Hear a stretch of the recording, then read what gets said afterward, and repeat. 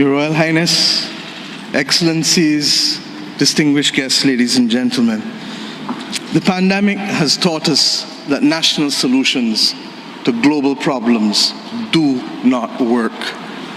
We come to Glasgow with global ambition to save our people and to save our planet, but we now find three gaps. On mitigation, climate pledges or NDCs. Without more, we will leave the world on a pathway to 2.7 degrees, and with more, we are still likely to get to 2 degrees. These commitments, made by some, are based on technologies yet to be developed, and this is at best reckless and at worst dangerous. On finance, we are $20 billion short of the $100 billion, and this commitment, even then, might only be met in 2023.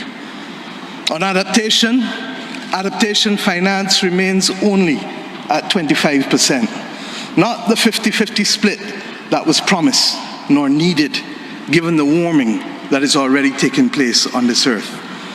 Climate finance to frontline small island developing states declined by 25% in 2019. Failure to provide the critical finance and that of loss and damage is measured, my friends, in lives and livelihoods in our communities. This is immoral and it is unjust. If Glasgow is to deliver on the promises of Paris, it must close these three gaps.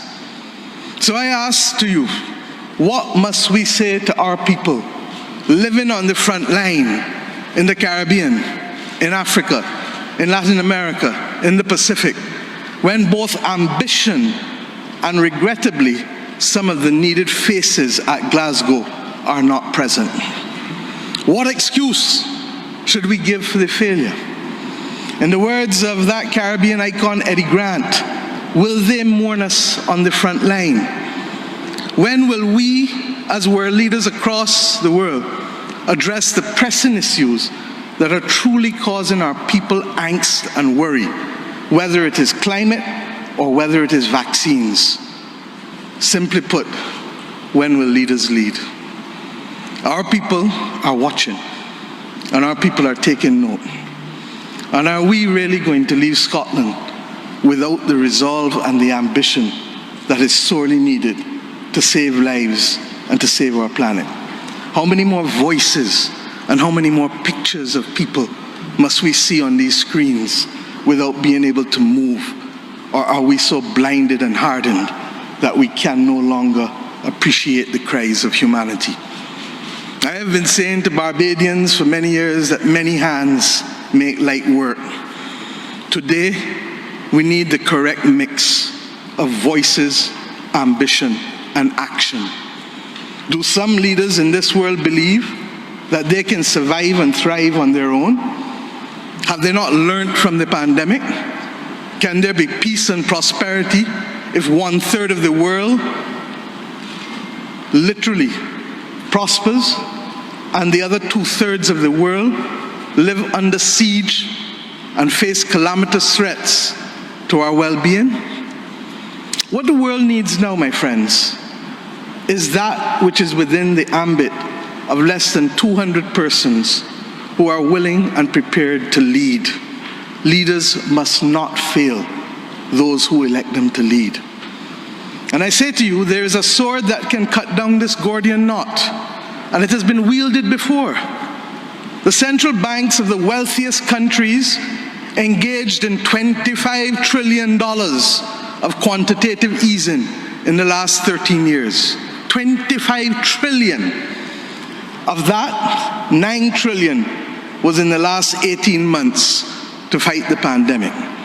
Had we used that 25 trillion to purchase bonds, to finance the energy transition, or the transition of how we eat, or how we move ourselves in transport, we would now today be reaching that 1.5 degrees limit that is so vital to us.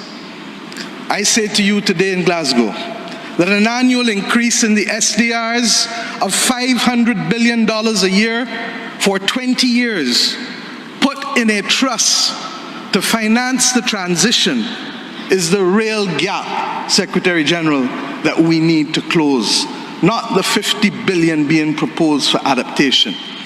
And if 500 billion sounds big to you, guess what? It is just 2% of the 25 trillion. This is the sword we need to wield. Our excitement 1 hour into this event is far less than it was 6 months ago leading up to this event. Can we, with those voices and these speeches from Sir David and others, find it within ourselves to get the resolve to bring Glasgow back on track? Or do we leave today believing that it was a failure before it starts? Our world, my friends, stands at a fork in the road. One no less significant than when the United Nations was formed in 1945. But then, the majority of our countries here did not exist.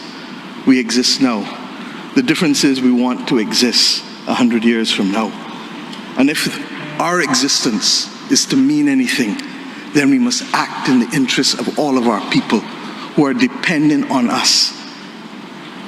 And if we don't, we will allow the path of greed and selfishness to sow the seeds of our common destruction.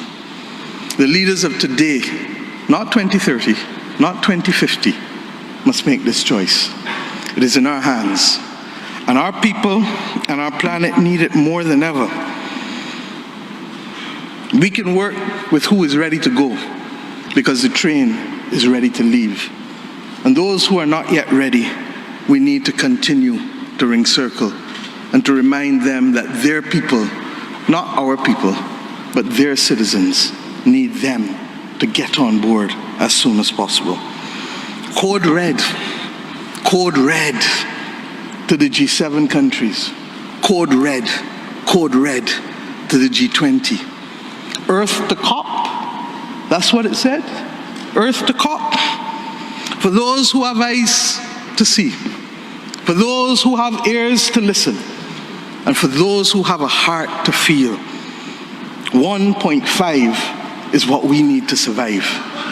2 degrees, yes, SG, is a death sentence for the people of Antigua and Barbuda, for the people of the Maldives, for the people of Dominica and Fiji, for the people of Kenya and Mozambique, and yes, for the people of Samoa and Barbados. We do not want that dreaded death sentence. And we've come here today to say, try harder,